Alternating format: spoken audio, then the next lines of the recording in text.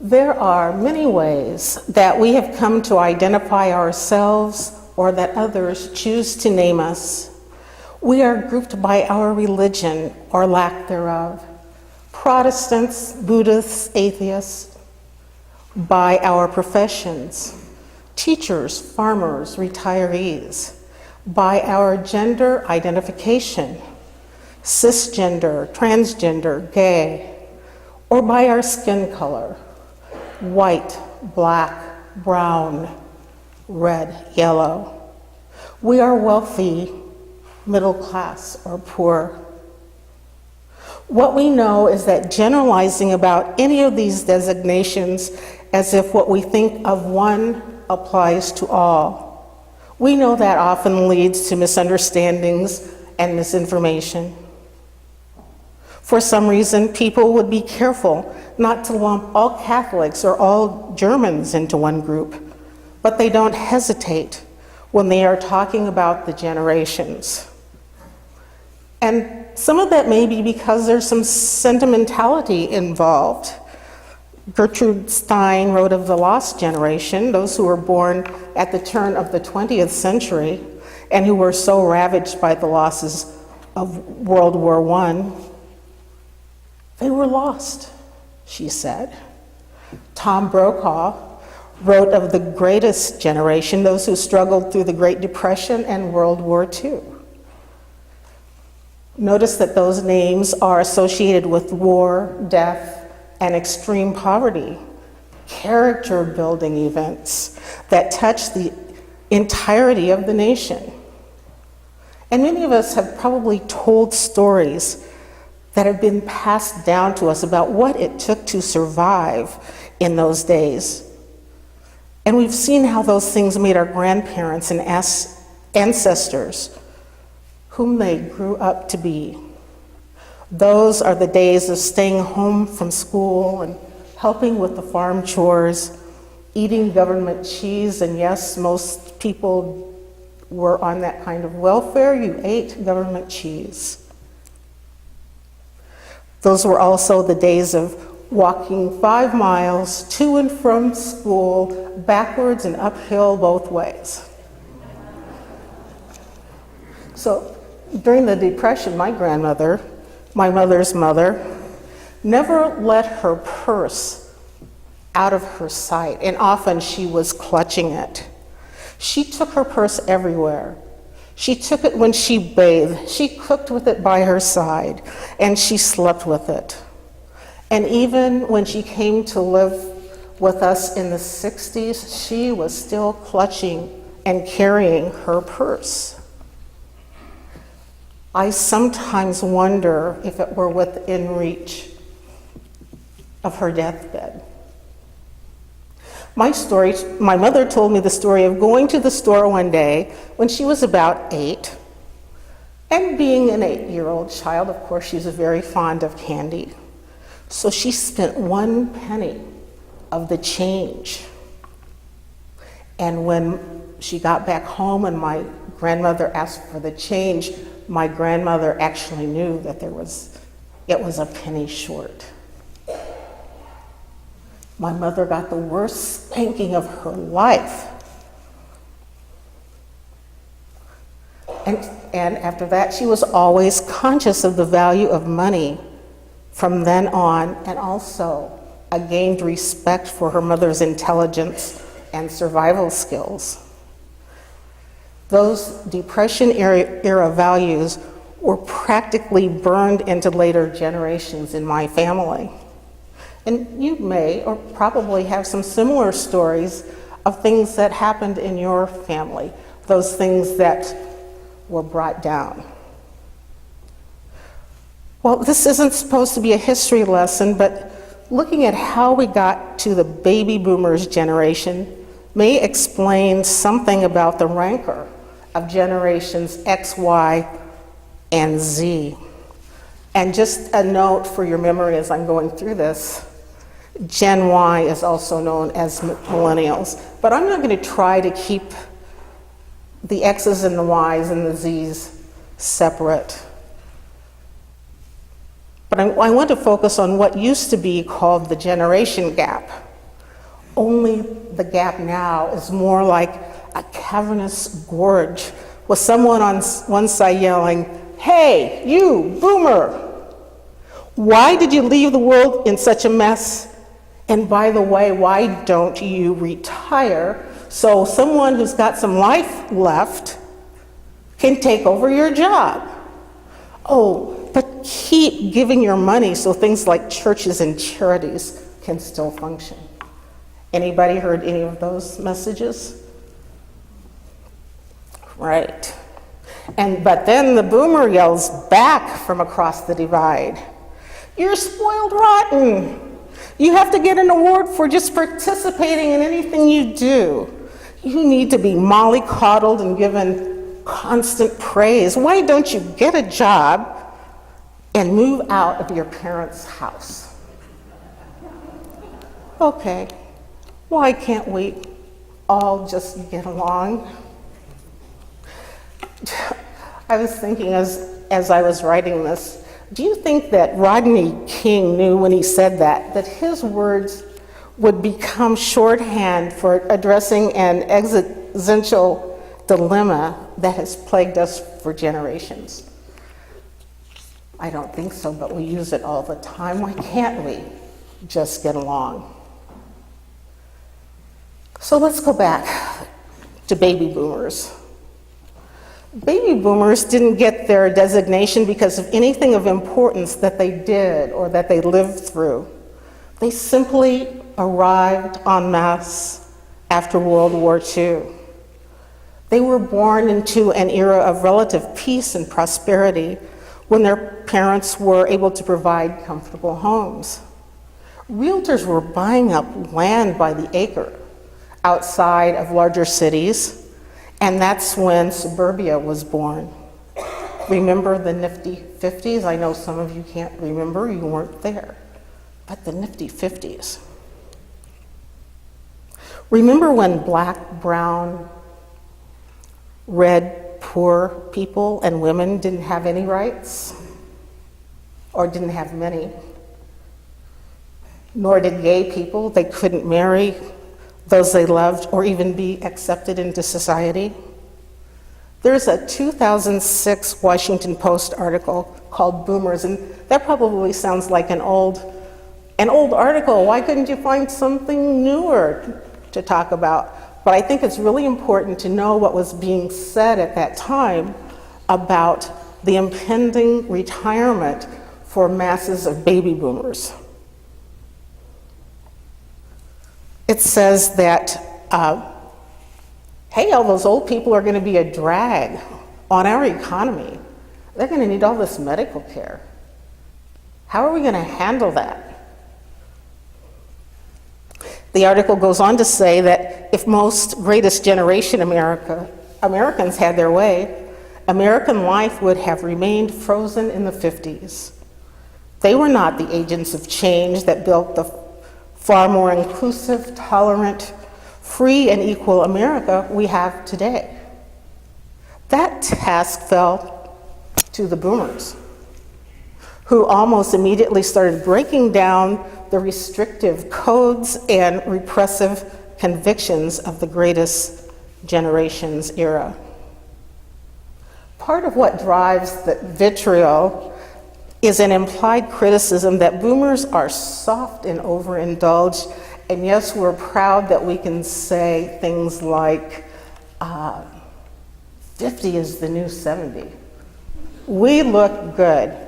We don't look like people used to look when they hit the 70s, and most of us are still able to function well. We have our minds, we're able to remember something sometimes. But we're doing great, and by the way, we'll be passing that on to those of you who are in the later generations. But I digress. So, boomers didn't go through a great war, and there wasn't a deep financial depression, but millions of boomers fought bravely in a war their parents handed them. and millions more risked arrest, uncertainty, and ostracism for protesting what they believed to be the pointlessness and duplicity of war. That ends that quote. And as the younger generations say, how you like me now? When you start looking at what has been accomplished by baby boomers, how you like me now, and we do the mic drop and we strut off the stage because we have done well as baby boomers. But we gotta be fair. We have to be fair. There have been differences between the generations from the beginning of time, or at least since people have been writing things down or passing them along. Lots of stories of fathers and sons in disagreement have been passed down through generations. I think it was Socrates, but it might be someone else. It doesn't really matter who that ancient philosopher was. But I remember reading something about a lament of the irresponsibility of young men riding their chariots recklessly down cobblestone streets. And in the movie Footloose, dancing was associated with loose morals, and high schoolers were pitted against the city council and one very well-known prominent minister. Of course the kids won the right to have a prom, and then Kevin Bacon's career was launched.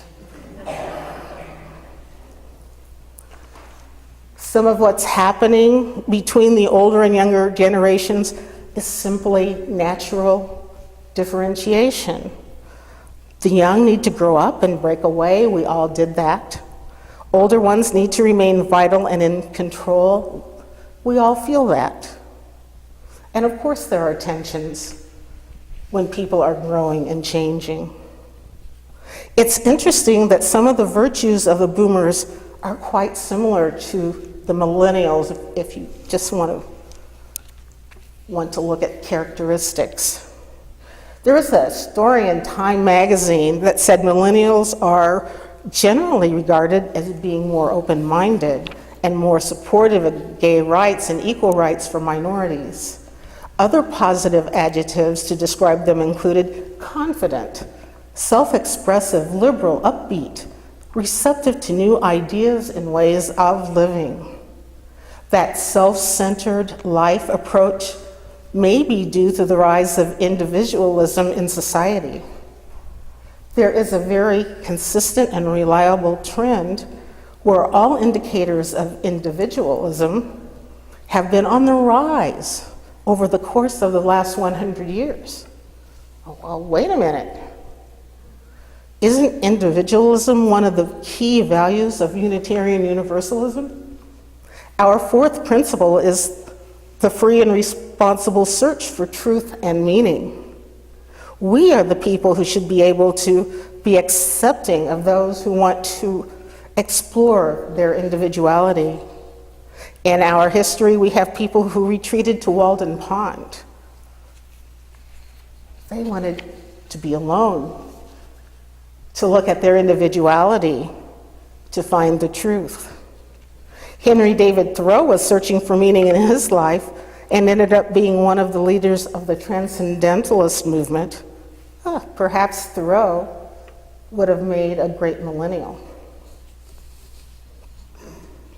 I would say millennials and others in that alphabet soup of X, Y, Z generations, that those who have devoted their lives to love and justice should get some recognition for that.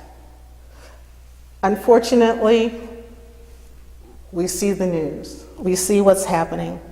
Some baby boomers are also the ones trying to turn back the tide of progress in today's world of fake news and lies, rolling back progressive legislation, taking this country back to where the so-called greatest generation lived in the 50s in a racist, misogynistic world.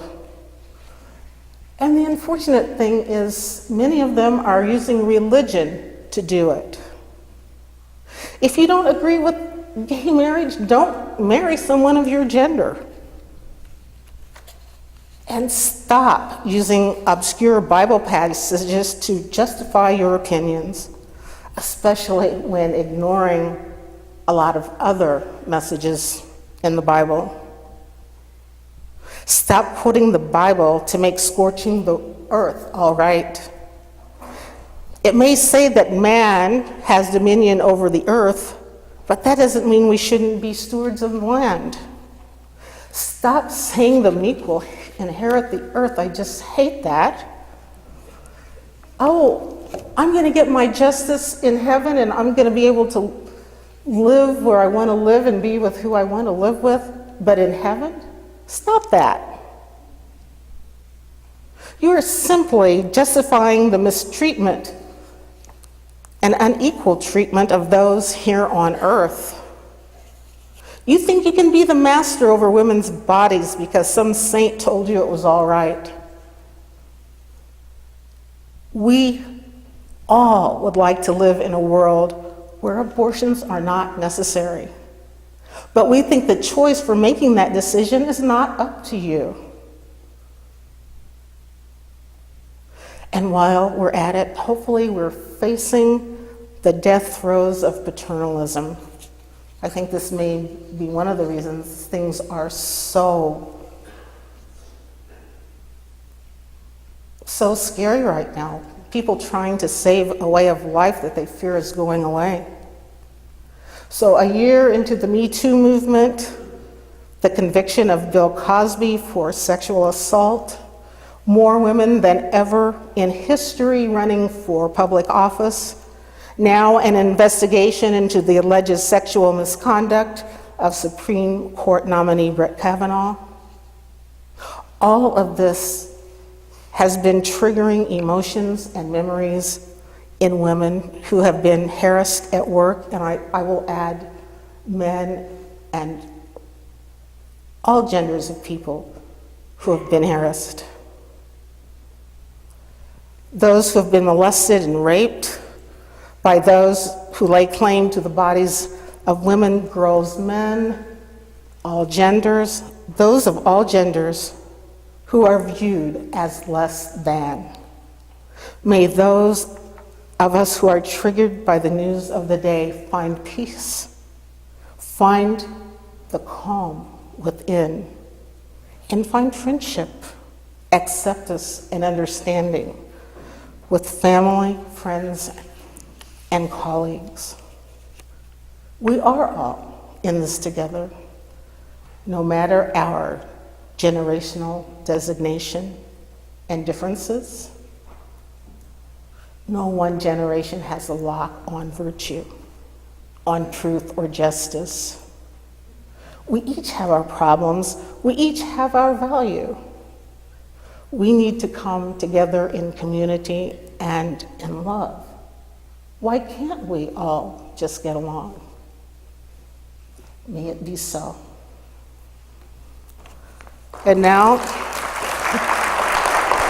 thank you.